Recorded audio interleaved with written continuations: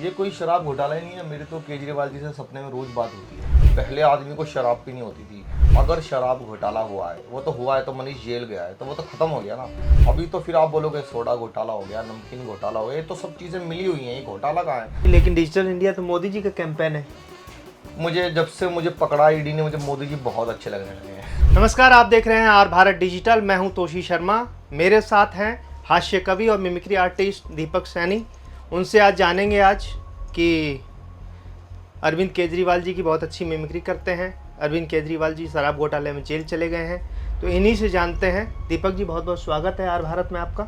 जी बहुत बहुत धन्यवाद आपका। दीपक जी, पहला सवाल मेरा ये है कि ये पूरा शराब घोटाला मामला है क्या? ये कोई शराब घोटाला ही नहीं है। मेरे तो केजरीवाल जी से सपने में रोज बात होती है। ये उन्होंने क्यों बनाया ना, आप लोग समझ नहीं पाते उनको। मेरी बात हुई थी, मेरे सपने में रोज आते हैं। जब नया नया शराब घोटाला हुआ तो मैंने उनसे पूछा, सर ये क्या हुआ? नमस्कार दोस्तों, साथियों, ये भाजपा वाले कहते हैं कि घोटाला हो गया। ये अनसाइंटिफिक लोग हैं, लॉजिक नहीं समझते। पहले आदमी को शराब पीनी होती थी, कोई कोई किलोमीटर दूर जाता था, वो शराब पी के गिर जाता था, कोई बचाने वाला नहीं मिलता था गरीब आदमी को, बेचारे को। अब आपके घर के नज़दीक खुलवा दिया था, अगर कोई पी के गिर जाता था, कोई ना कोई तो बचा लेता था साथियों। पहले गरीब आदमी अंग्रेजी नहीं बोल पाता था, अब शराब के नाम फर्राटे से बोलते हैं लोग। ये आप लोग समझते नहीं हो, पता नहीं क्या तुम तमाशा लेके आ जाते हो। अब तुम नया ले आए कि शराब घोटाले के बाद जल बोर्ड घोटाला हो गया। तो मैं आज देश के सबसे बड़े मीडिया नेटवर्क और भारत पे कहना चाहता हूँ, ये तो इंटरकनेक्ट चीज़ें हैं। ये तो क्रोनोलॉजी समझिए, जैसा कि अमित शाह जी कहते हैं, क्रोनोलॉजी समझिए। अगर शराब घोटाला हुआ है, वो तो हुआ है, तो मनीष जेल गया है, तो वो तो खत्म हो गया ना। और उसके बाद कहते हैं जी मैंने जल बोर्ड घोटाला कर दिया। मैंने नहीं किया, इंटरकनेक्ट है। शराब के बाद तो जल घोटाला तो होगा। शराब नीट तो नहीं पिला सकता मैं दिल्ली वालों को, सारे मेरे भाई बहन हैं। अभी तो फिर आप बोलोगे सोडा घोटाला हो गया, नमकीन घोटाला हो गया, ये तो सब चीज़ें मिली हुई हैं। ये घोटाला कहाँ है? जिसने शराब पीनी थी, शराब पी लिया, वापस तो नहीं निकाल सकता मैं। घोटाला तो वो होता है कि सामने कुछ रखा हो। ऊपर से ये लोग मुझे चिढ़ाते हैं आतिशी। मैं इनको समझा के आया हूँ कि क्या क्या बोलना है। अब आप देखते जाओ, अभी मैं सब कुछ खिला दूंगा शराब की वजह से। कल आपके पंजाब के मुख्यमंत्री आए थे यहाँ, भगवंत मान जी, धरना दिया और एक नया रिकॉर्ड बना दिया। हाँ, मैंने सपने में कल पूछा उनसे, मैंने सर ये क्या हुआ? विश्व का सबसे छोटा धरना। साथियों, आपको लगता होगा विश्व का सबसे छोटा धरना 33 सेकंड का। दरअसल वो 33 सेकंड का नहीं था, वो सेकंड का था। सेकंड का धरना था वो। फर्स्ट मैं हूँ, सेकंड मान साहब है, तो सेकंड का धरना था वो। और 1 मिनट के अंदर की रील बनती है। इतना समझदार है, डिजिटल इंडिया के साथ चलने वाला हमारा सीएम। 1 मिनट की रील बनती है, वो 24-24 घंटे धरना दे के क्या फ़ायदा? रील तो 1 मिनट की जाती है ना साथियों। 1 मिनट की रील के लिए 33 सेकंड में उठ गए हो। ये लोग समझ नहीं पाते, अनसाइंटिफिक लोग हैं ये लोग। नहीं, लेकिन डिजिटल इंडिया तो मोदी जी का कैंपेन है। जब से मुझे पकड़ा ईडी ने, मुझे मोदी जी बहुत अच्छे लगने लगे हैं। अच्छा तोशी जी, जब सत्येंद्र जैन साहब जेल गए, नेता वही होता है जो अपने हर काम को सही साबित करता है। जब सत्येंद्र जैन साहब को भी इसी मामले में पकड़ा सीबीआई ने, और जब वो जांच करने गए, तिहाड़ जेल के अंदर एजेंसीज गई, तो उन्होंने कहा जी मेरी याददाश्त चली गई, मेमोरी लॉस। तो केजरीवाल जी मेरे सपने में आए थे। नमस्कार दोस्तों, साथियों, मेरे एक मंत्री को उठा के ले गए ईडी वाले, सीबीआई वाले उठा के ले गए, और उसकी बेचारे की याददाश्त चली गई, उस गरीब की याददाश्त चली गई। साथियों, उसको सब कुछ भूल गया, उसको कुछ भी याद नहीं है। उसको बस इतना याद है कि मेरी याददाश्त गई है, बाकी वो सब भूल गया है। वो झूठ नहीं बोलता कभी भी। मेरे सामने गई है उसकी याददाश्त, मैंने खुद देखा है जाते हुए। ऐसे करके गई है, हरे रंग की थी, मैंने खुद देखा है। मेरा तो मानना है कि सत्येंद्र को और मनीष को दोनों को भारत रत्न देना चाहिए। पूछो क्यों देना चाहिए? क्यों देना चाहिए, बताइए, आप ही बताएंगे। इतने महीनों से, सालों से जेल में बंद पड़े हैं, जुबान नहीं खोली, इसीलिए मिलना चाहिए उनका भारत रत्न। जुबान अगर खोल देंगे तो? जुबान नहीं खोलेंगे, आप समझ नहीं रहे। मैं आज जेल के अंदर आ गया हूँ, मनीष आ गया है, सत्येंद्र आ गया, संजय, सब आ गए हैं। जिस शराब की क्रांति को वो लाना चाहते थे, साथियों, उसको रुकने नहीं देंगे। इन लोगों ने उसको, पॉलिसी को बदल दिया। हमने मेट्रो के नीचे खोल दिए हैं। वो जो मनीष जो क्रांति लाना चाहता था, उसको रोकने नहीं देंगे साथियों। मैं रोना नहीं चाहता, वरना मेरे आंसुओं में भी शराब आ जाएगी साथियों। मैं तो दिल्ली वालों को देना चाहता हूँ, और एक के साथ एक फ्री अगर किसी को मिल रही है तो उनको पता नहीं क्या तकलीफ होती है, सबको समझ में नहीं आता मुझे। ऊपर से ये लोग मुझे जलाने के लिए, मुझे तपाने के लिए, हमारी विचारधारा की छाती पे पैर रखने के लिए ये लोग CAA ले आए। ये क्या तमाशा है? CAA लेके आ गए, CAA लेके आ गए। ऊपर से धमकाते हैं अमित शाह जी कि देखो भाई, ये तो लागू होकर ही रहेगा, ये देश का कानून है।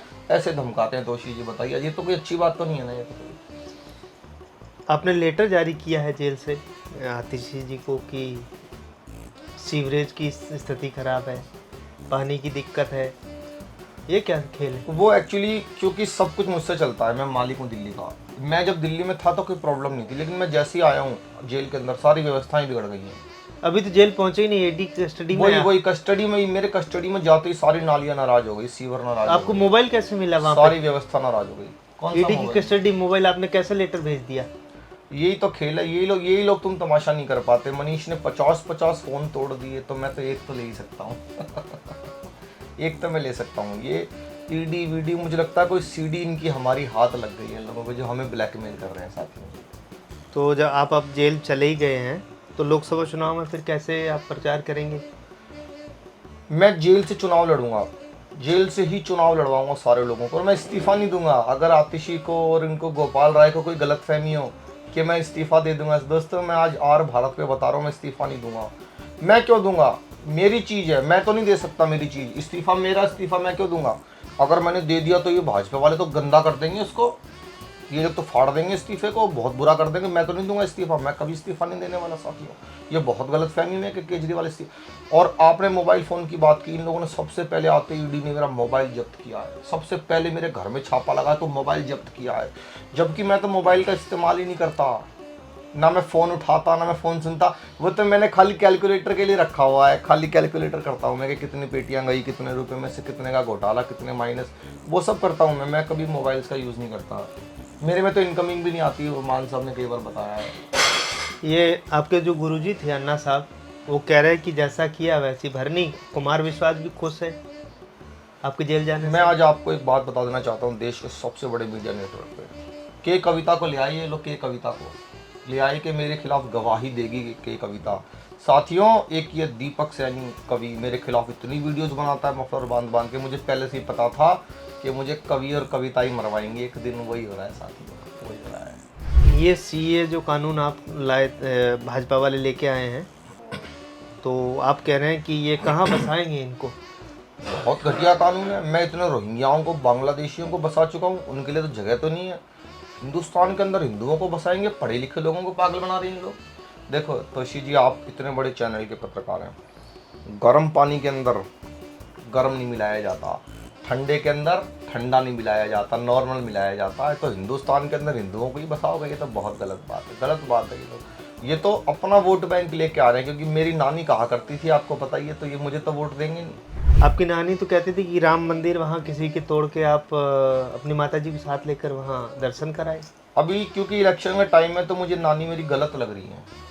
हो सकता है कि इलेक्शन के बाद मुझे फिर से ठीक लगने लग जाए, लेकिन अभी मुझे लगता है कि मेरी नानी गलत थी साथ में। और मैं तो कभी बच्चों की झूठी कसम नहीं खाता। मैंने तो सारी लेडीज़ को दिल्ली में कहा है कि आप अपने अपने पतियों को अपने सर की कसम दे दो। आपने सुना होगा, मैंने कहा है अपने सर की कसम दे दो उनको कि भाजपा को वोट दे। सर की कसम खाने से कुछ नहीं होता। मैंने भी खाई कि बच्चों की कुछ नहीं बिगड़ा। ये भाजपा वाले क्या चिढ़ गए थे इससे कि आप नए नए स्कूल बना रहे इसलिए आपको जेल में डाल दिया? आप ऐसा क्या करने जा रहे थे कि भाजपा घबरा गई? आप सब लोग, आपकी पार्टी कह रही है कि मोदी डर गए हैं इसलिए मुझे जेल में बंद करवा दिया, अरविंद केजरीवाल को बंद करवा दिया। अच्छा, मैंने एक दिन केजरीवाल जी को पकड़ा था दिल्ली में। मैंने कहा दिल्ली में पढ़ा हुआ, दिल्ली में पैदा हुआ, मुझे 500 नए स्कूल दिखाओ। अब वो मुझे स्कूल दिखाने ले गए। साथियों, एक स्कूल तो ये, एक बिल्डिंग के सामने ले गए, एक स्कूल तो ये है। मैंने कहा जी एक हो गया, 500 बताओ। सुबह लड़कियाँ आती हैं इसमें, शाम को लड़के आते हैं, 2 ही हो गए। आप किसी भी क्लासरूम में जाओ, कोई बच्चा ये नहीं बोल के आता कि मैं क्लासरूम में जा रहा हूँ। क्या बोल के आता है? स्कूल में जा रहा हूँ। यानी एक कमरे में 50 स्कूल बैठे हुए हैं। ऐसे ऐसे 30 कमरे गिन लो कितने हो गए। और मान साहब ने बताया है कि एक अच्छा पैग लगा लो तो एक स्कूल के 2 दिखाई देते हैं। ऐसे ऐसे करके 500 बना रखे हैं, कहो तो 1000 बना के दिखा देता हूँ। दीपक जी, एक चीज़ हमको बताइए कि ये जो शराब वाला घोटाला, सबसे पहले आपने एक वीडियो बनाया, वायरल हुआ, उसके बाद मतलब क्या सोच के, मतलब क्या, कैसे शुरुआत?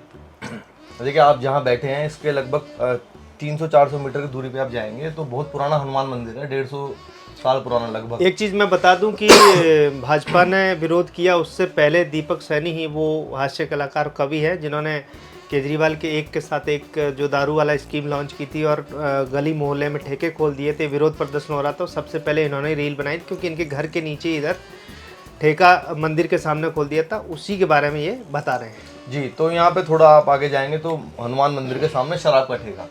तो यहाँ के जो इलाके के लोग हैं उन्होंने प्रोटेस्ट किया, तो प्रोटेस्ट किया तो विधायक जी आई, उन्होंने देखा तो उन्होंने कहा जी हम इसको मंदिर नहीं मानते, मंदिर इतने स्क्वायर फीट में होना चाहिए, इतने गज में होना चाहिए, उसको मंदिर मानते हैं। तो भाई हम हास्य कलाकार, हम क्या कर सकते हैं। तो मैंने मफलर बांध के पहला वीडियो जो बनाया था शायद 21 या 22 दिसंबर 2021 को बनाया था, और भाजपा का पहला प्रोटेस्ट शुरू हुआ था 3 जनवरी 2022 को। तो मुझे इस बात की खुशी है कि मेरे उस वीडियो के आंदोलन को भाजपा ने हाथों हाथ लिया और मेरी वीडियोस का भी इस्तेमाल किया। तो कहीं ना कहीं मेरी जो हास्य कलाकारी थी वो भी राष्ट्र हित में काम आई और लोगों की प्रेरणा स्रोत बनी मेरी वीडियो। ये जो विपक्ष है, जो ये एक तो एसबीआई वाला ये जो चुनावी इलेक्टोरल बॉन्ड पे बहुत हल्ला कर रहे हैं, और दूसरा ये जो सीए कानून आपने लागू कर दिया, इस पे आप क्या कहना चाहेंगे? देखो भाई, मैं आपको देश के सबसे बड़े मीडिया पर इतना ही कहना चाहता हूँ, इनको तो इलेक्ट्रोल बॉन्ड भी नहीं बोलना आता। भगवंत मान जी उसको इलेक्ट्रिक बॉन्ड बोलते हैं। तो मैं आज बता दूं भाई, आप कितना भी कुत्सित प्रयास करो, कितनी भी रोकने की कोशिश करो, देश की जनता जानती है आएगा तो मोदी ही आएगा, इसको कोई रोक नहीं सकता है। और आप भी देखोगे, देश की जनता देखेगी। इतना काम पिछले 10 वर्षों में हुआ है भाई, देश का भरपूर आशीर्वाद नरेंद्र मोदी जी को मिलेगा और भारत भी देखेगा और पूरा भारत देखेगा। बहुत बहुत धन्यवाद। धारा 370 हटाई तो महबूबा मुफ्ती और फारूक अब्दुल्ला कहते थे कि अगर ऐसा कर दिया कि हटा ही नहीं सकते, हटा दिया तो खून की नदियाँ बहा देंगे। लेकिन अरे खून की नदियाँ छोड़ो तोसी जी, ये कंकड़ चलाने की हिम्मत उनकी नहीं हुई, ये कंकड़ चलाने की हिम्मत नहीं हुई भाई। और ऐसे ऐसे बड़े फैसले आने वाले साल में आप देखोगे। तो ये मिमिक्री अमित शाह जी की जो मेरी बहुत पसंदीदा मिमिक्री है। राजनाथ सिंह जी पीओके को लेकर बीच बीच में जब भी दौरा होता कश्मीर का तो कहते हैं कि पीओके हमारा हिस्सा है। अमित शाह जी भी बोल चुके हैं, मोदी जी भी बोल चुके हैं। तो दीपक सैनी जी राजनाथ सिंह की स्टाइल में, राजनाथ सिंह जी की स्टाइल में कैसे उसको? मेरी बहुत पसंदीदा मिमिक्री है श्री राजनाथ सिंह जी की मिमिक्री। यदि वो आते आपके चैनल पर। अध्यक्ष महोदय, जहाँ तक प्रश्न है चाइना का, पाकिस्तान का, तो मैं सारे सदन के समक्ष यह डंके की चोट पर कहना चाहता हूँ अध्यक्ष महोदय कि पाकिस्तान से या कश्मीर पर कभी कोई बात नहीं होगी। बात यदि होगी तो पीओके पर होगी अध्यक्ष महोदय, कश्मीर पर अब कभी कोई बात नहीं होगी। दीपक जी, आपने बागेश्वर बाबा की भी मिमिक्री की थी, कुछ सुनाइए। जी, वो बहुत कृपा हुई मुझ पे। हम तो सनातनी हैं और प्रभु श्री राम के भक्त हैं, तो मुझे लगता है शायद इसीलिए उनकी मिमिक्री मुझसे होनी थी। बाबा जी को आप सब जानते हैं, बाबा बागेश्वर जी को। वो सब पर्चा बना देते हैं, पहले कौन है, कहाँ से आया है, क्या भरेगा, कब मरेगा, सब लिख देते हैं। तो मैंने सपने में देखा बाबा जी की कथा चल रही है, सामने फंस गए दिल्ली के मुख्यमंत्री श्री अरविंद केजरीवाल जी। तो बाबा ने उनका पर्चा बनाया, आप लोग आनंद लेना। बाबा जी की कथा शुरू हुई। जय श्री राम। इस पंडाल के अंदर हमको एक आदमी दिखाई दे रहा है जो नीली और ढीली शर्ट पहन करके बैठा है। वे आ जाए, उनकी अर्जी स्वीकार की जाती है। सामने से आ गए। बाबा जी नमस्कार, मैं दिल्ली का सीएम हूँ। एलजी में क्या सवाल मन में लेकर के आए? बाबा ने तुम्हारा पर्चा बना रखा पहले ही। बाबा जी मैं दिल्ली का सीएम हूँ, एलजी मेरी बात नहीं मानता, मोदी मुझे 26 जनवरी पे टैंक भी नहीं चलाने देता, मैं देश का पीएम बनना चाहता हूँ। बाबा ने पर्चा बना रखा तुम्हारे दो। बताओ कौन सा पर्चा खोले, नक्कटा बताओ। बाबा जी कोई सा भी खोल दो, बाबा जी के पर्चे भी मजे लेने। देखो, अपने बच्चों की झूठी कसम खाएंगे, अपने गुरु को धोखा देके मुख्यमंत्री बनेंगे नंबर 1। एक विशेष समुदाय का वोट लेने के लिए इमामों की चमचागिरी करेंगे, हिंदू पुजारियों को मंदिर में सैलरी नहीं देंगे। तुम्हारी ठटरी बार दे बाबा तुम्हारी। बाबा जी मैं देश का पीएम बनना चाहता हूँ। सबसे पहले हिंदू राष्ट्र की मांग करो दिल्ली विधानसभा के अंदर, और एक मंत्र बाबा दे रहे हैं उसका जाप करो दिन में 3 बार पार्लियामेंट के सामने। बाबा जी कौन सा मंत्र है? हर हर मोदी, घर घर मोदी। दीपक जी, होली का संदेश केजरीवाल जी अगर जेल से देते हैं तो कैसे, मतलब क्या बोलेंगे दिल्ली वासियों के लिए? हाँ, मैं कल्पना करता हूँ कि शायद वो यही बोलेंगे। नमस्कार दोस्तों, साथियों, होली आ गई है। होली यानी कि जो हमारे साथ होली वो बहुत बुरी हुई है दोस्तों। इससे तो अच्छा रहती गोली। बहुत गलत हो गया ये लोग। अब मुझे गुलाल भी नहीं दे रहे हैं, सारा गुलाल मनीष को लग गया। मनीष को बहुत गुलाल लगता है, ऊपर तक लगता है, यहाँ तक फेस और सरफेस का पता नहीं चलता उसका। और इन लोगों ने मुझे गुलाल भी नहीं दिया। ये कहते हैं कि जी आप तो वैसे ही रंग बदल लेते हो, आपको गुलाल की क्या जरूरत है। दोस्तों मैं रंग नहीं बदलता, मैं रंग भरता हूँ। मैं शराबियों के जीवन में रंग भरता हूँ, मैं बोतलों से रंग भरता हूँ। और हमारी खाली बोतल्स भी बेकार नहीं जाती दोस्तों। और कंट्री उसके राज्यों की जाती होंगी, हमारे दिल्ली वालों की खाली बोतल्स भी ताहिर हुसैन के काम आती हैं। वो ताहिर हुसैन ले जाता है। ये लोग समझते नहीं हैं, यहाँ पे हम मिनिमम इनपुट से मैक्सिमम आउटपुट निकालते हैं। इनको बहुत प्रॉब्लम होती है। तो मैं दिल्ली के सारे शराबियों को कहना चाहता हूँ, आपका भाई जिंदा है, टेंशन मत लेना। आप बिक जाऊंगा, मर जाऊंगा, इस्तीफा नहीं दूंगा, जेल से ही फाइलें मंगाऊंगा, जेल से ही एक के साथ 2-3 फ्री सब करके दिखाऊंगा। सब्र रखना, बस सब्र रखना पड़ेगा आपको, सब्र रखना पड़ेगा। अगर आप लोग सो गए, जागते जागते पीनी है आपको, सोना नहीं है आपको। मैं आपका भाई हूँ, मैं आपका बेटा हूँ, मैं आपके लिए काम कर रहा हूँ, जेल से कर रहा हूँ, करूँगा, अभी कस्टडी से कर रहा हूँ, जहाँ भी रहूँगा आपके लिए काम करूँगा, आपकी डोज बंद नहीं होने दूंगा। बहुत बहुत धन्यवाद आप सबको, होली की बहुत बहुत शुभकामनाएं। ये थे हमारे साथ दीपक सैनी, हास्य कलाकार, मिमिक्री आर्टिस्ट। इंटरव्यू कैसा लगा कमेंट करके ज़रूर बताएं। अच्छा लगा हो तो लाइक शेयर सब्सक्राइब हमारे चैनल को ज़रूर कीजिए। नमस्कार।